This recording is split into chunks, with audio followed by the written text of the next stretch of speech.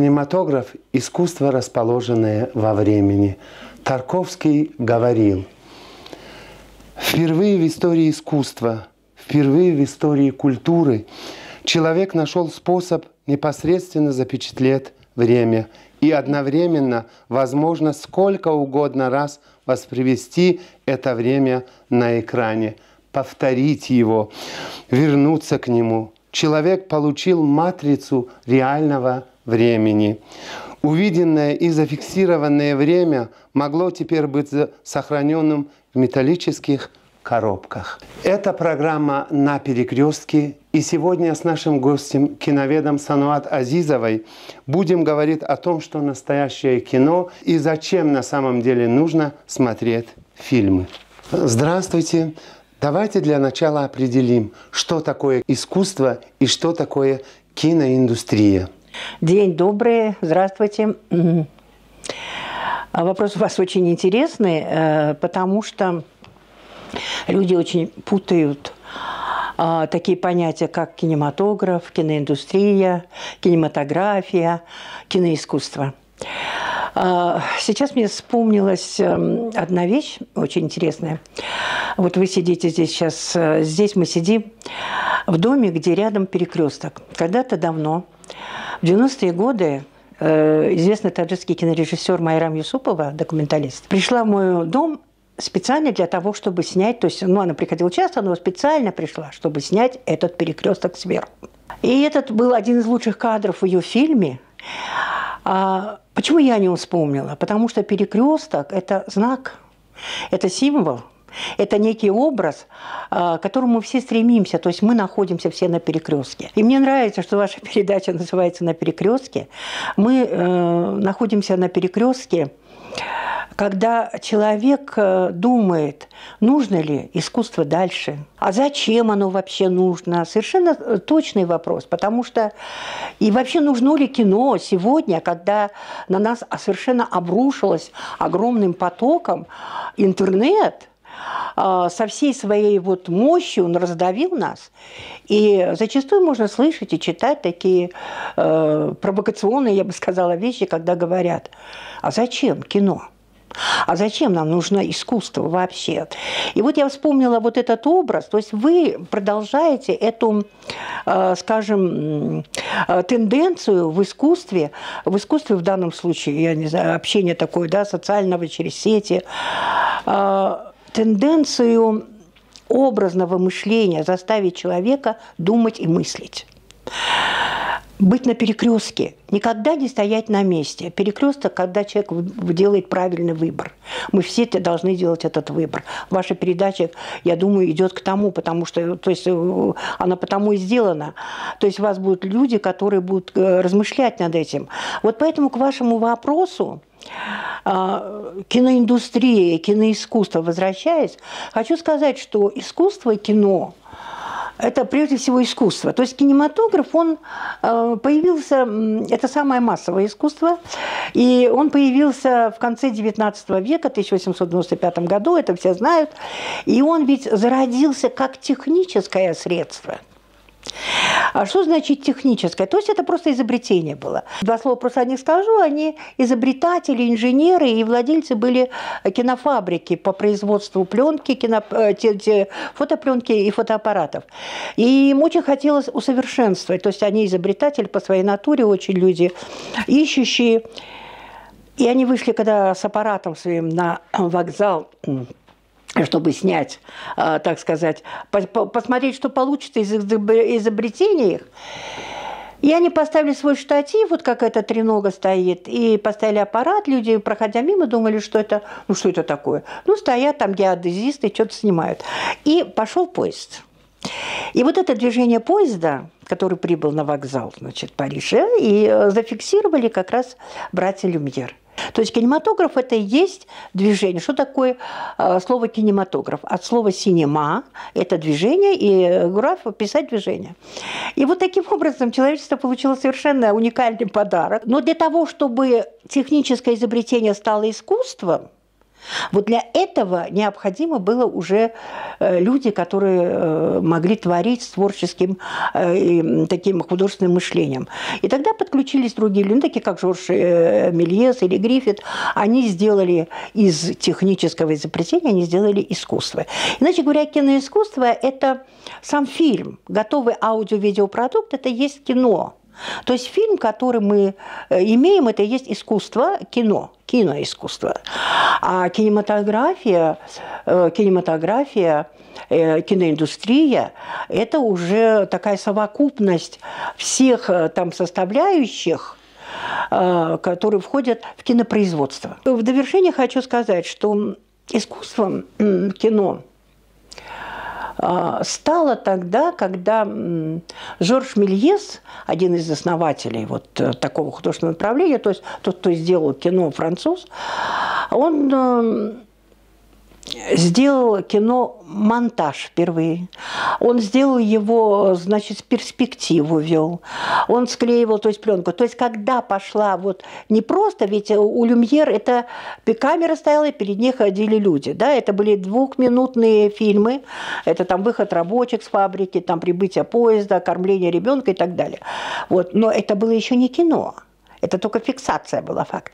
А вот когда появились Мельес со своим, скажем, со своими выразительными средствами, с улучшением вот этого всего арсенала, тогда мы получили уже искусство. Тогда получилась система образности. И вот сегодня мы имеем такое образное кино. Не только. Мы сегодня имеем и образное кино, и необразное кино, разное кино. Но этим и интересно, наверное. Вот даже еще с советских времен закрепилось такое понятие, как кино – обязательный жизненный урок. А сейчас, когда у большинства молодежи фрагментарное клиповое мышление и у другой части населения сериальное, если так можно выразиться, изменились ли задачи киноискусства? Вы знаете, конечно, я вот с этого сегодня начала разговор, что про кино сегодня много говорят, потому что считают многие скептики, убеждены, что кинематограф не нужен, потому что есть интернет. Но жизнь показывает другое. Жизнь показала другое. Как ни странно, сегодня в кинотеатры идут люди. Другое дело, что форма работы должна быть иная. Например, в прежние времена, в советские времена, да, мы имели огромные кинотеатры. Там на 1000 мест, на 2000 мест, допустим, как у нас там вот Барбат. Может быть, такие большие залы не нужны. Может быть, они должны быть более камерные, более локальные, на 150, на 200 мест, для того, чтобы зритель находил свое кино. То есть, когда пошел огромный поток фильмов, зритель теперь выбирает, что смотреть. И я думаю, что кино не умерло. Наоборот, оно переживает сейчас как бы свое второе рождение. Об этом говорит тот факт, что кинофестивали существуют, все больше кинофестивалей сегодня в мире, в международном вот этом сообществе кинематографическом появляется. Причем они появляются такие, вот эта тенденция, они направленные, специальные. То есть это говорит о том интересе, который народ испытывает к кинематографу. Но это вы говорите на мировом уровне. А как у нас обстоят вы дела? имеете в виду, как у нас в Таджикистане? Я думаю, что в Таджикистане народ вот сейчас, вот именно вот этот какой-то период пошел сейчас, когда стало возрождаться как бы кино. Именно прокатная судьба кино. То есть не кинопроизводство, будем говорить. Кинопроизводство – это отдельно. То есть киноискусство мы сейчас отделяем, а вот киноиндустрии в данном случае, от кинопроката. Так вот, кинопрокат сегодня в Таджикистане, вот тоже показал, что пошли же люди в кино. Пошли, но, к сожалению, вопрос другой. Репертуар, что смотрят. Вот что смотрит зритель сегодня? Вот в чем проблема. А вот зритель сегодня, к сожалению, смотрит, сейчас помню, замечательного, значит, киноведа, культуролога, был такой Кирилл Разлогов, у него есть потрясающая книга о массовой культуре. И вот он, значит, там пишет одну вещь, когда, значит, размах и развитие получила массовая культура в середине XIX века и так далее по дальшему развитию, то народ думал с появлением печати массовой, то есть когда появилась печать, газеты и журналы, народ, это его цитата, значит, народ с рынка потащит там Толстого, значит, Диккенса и так далее. Однако народ потащил с рынка комиксы. О чем это говорит? О том, что массовый зритель, он воспринимает по-другому, да, к искусству относится.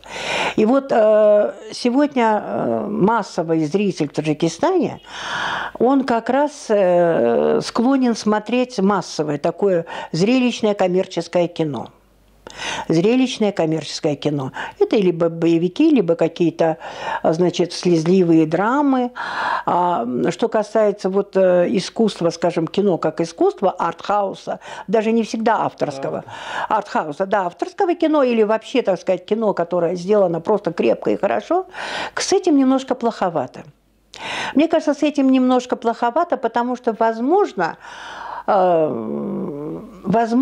у нас плохо работает реклама. Потому что рекламировать фильм – это не значит просто повесить афишу.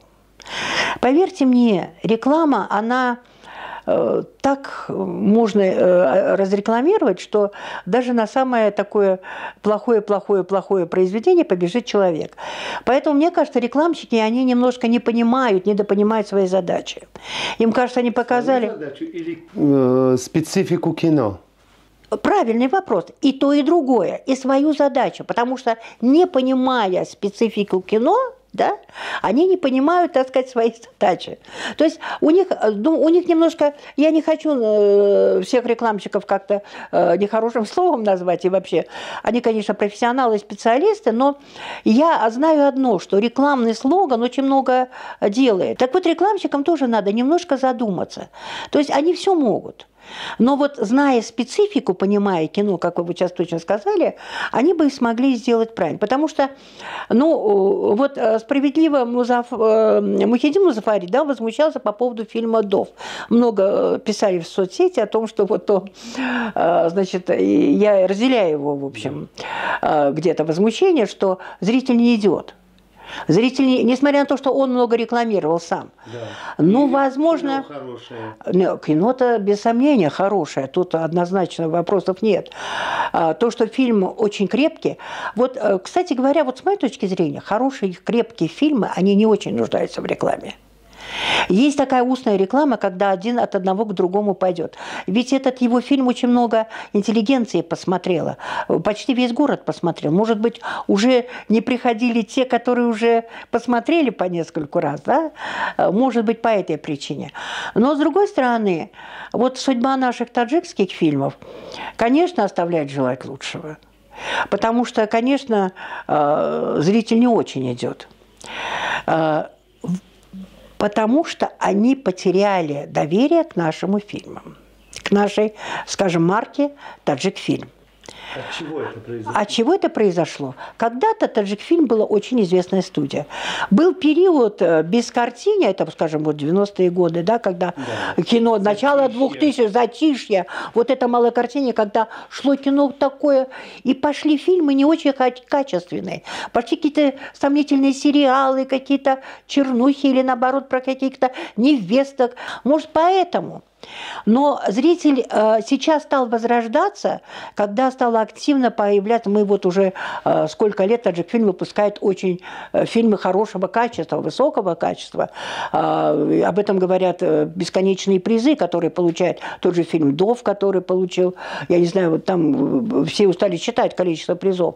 И достойный фильм, очень достойный. Или тот же фильм «Рох», фильм, опять-таки, Умеда Мирзуширинова, да. Я могу их перечислять, этих молодых ребят, Шаруфат Арабовой, да, их можно перечислять, это замечательные и талантливые ребята. И мне очень хочется, чтобы их кино смотрели. Для этого, вероятно, надо возродить, как мне кажется, такую форму работы клубов. Вот в том же Ватане можно сделать, например, клуб таджикского кино, клуб не просто поставить на сцене всю группу, там 20 человек группа съемочная. Мне кажется, эта форма, она вообще устарела, когда выпускают. Хотя люди достойные, даже не работали. А вот такая клубная работа, как типа лектория, когда выходит специалист и общается, и рассказывает о фильме. Либо это режиссер, либо один на один. Либо киновед. Либо киновед. Да, кинокритик, киновед, режиссер, сценарист, в конце концов. То есть он общается, он рассказывает, но не перед фильмом, после фильма. Или фрагментами показывает фильм, да, как это делалось раньше.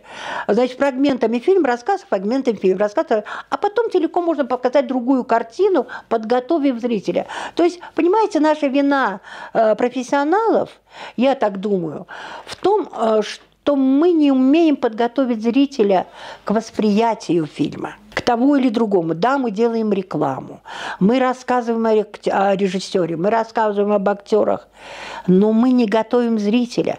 Мы должны учитывать, какой у нас зритель. А зритель уже у нас разный очень. У нас ведь зритель, смотрите, он принадлежит, есть зрители социально разные, да? Есть зрители из очень низких слоев, есть повыше.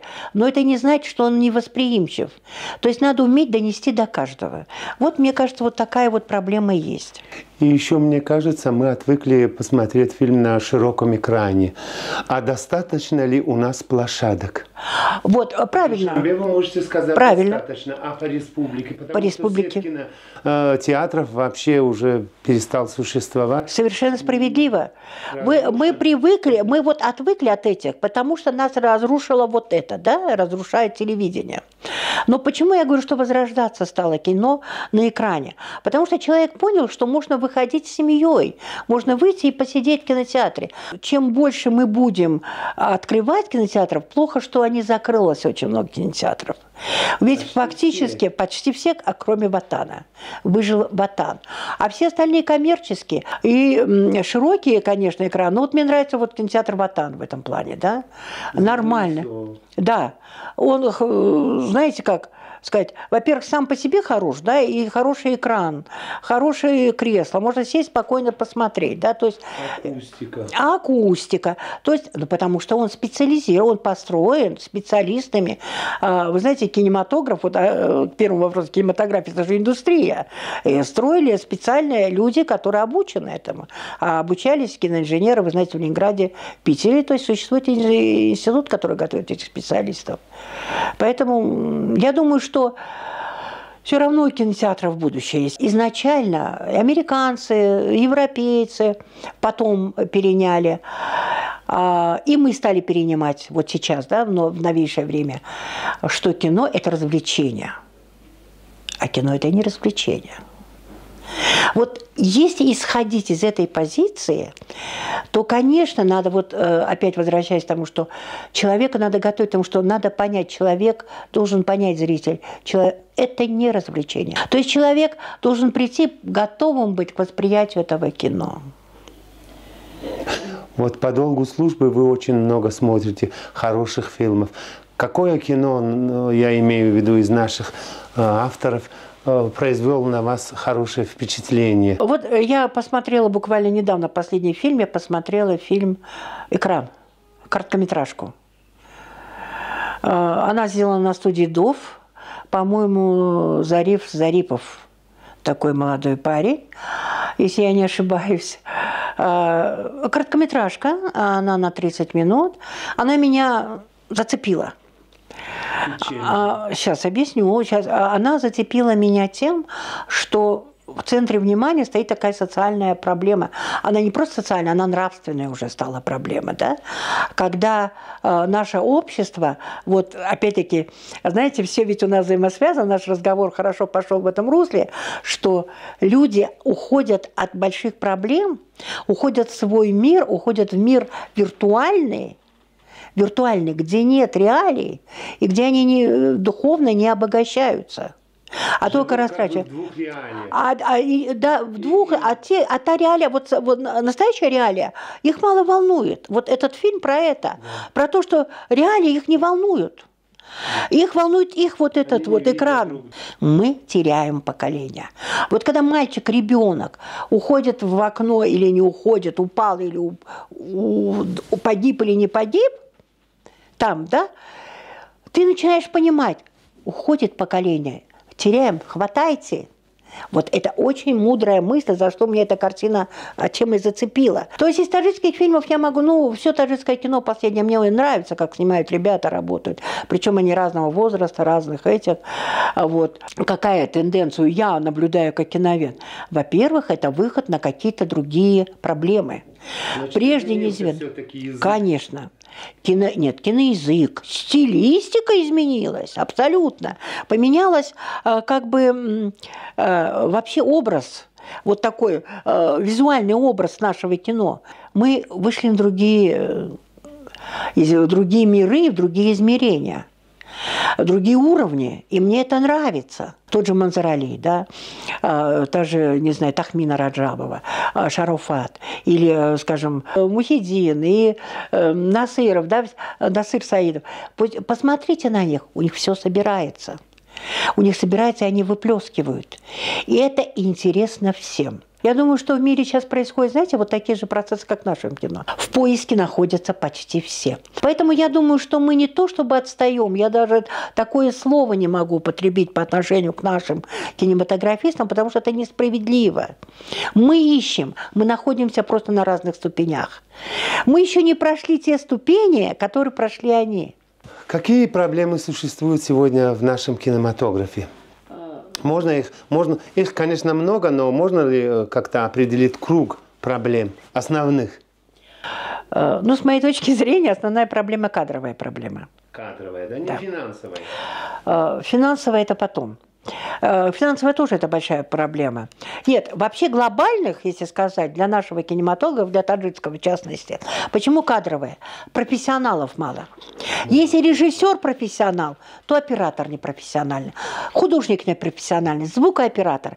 А вы знаете, это все должно быть на уровне. Это коллективное творчество. Потому что кино, искусство синтетическое и коллективное. То есть невозможно без этого. Поэтому, конечно, вот для меня, например, в первую очередь, кадровая проблема. Проблема финансовая – это тоже очень значимая проблема. Кино очень благодарно, оно же вернется старицей. А почему не возродить, у нас в Таджикистане не завести традицию меценатства? Даже не спонсорства, а меценатства. А у нас даже спонсоров нет. Потому что меценат от спонсора чем отличается? Тем, что спонсор требует возврата денег с каких-то... А меценат нет. Меценат просто дарит. И, конечно, большая проблема сценарная. Сценаристов надо учить. У нас сейчас много журналистов. Они почему-то все считают, что они пишут сценарий. Мне как-то попались несколько сценариев современных на таджикфильме. Я была поражена. Потому что это не сценарий, это диалоги. Там нет образной системы. Там нет визуального ряда. Я не вижу визуального ряда. А как это снимать? Диалог есть диалог, это литература. Спасибо вам за очень содержательную беседу. И самое главное, надо помнить, чтобы понимать и любить кино, надо чаще смотреть хорошее кино.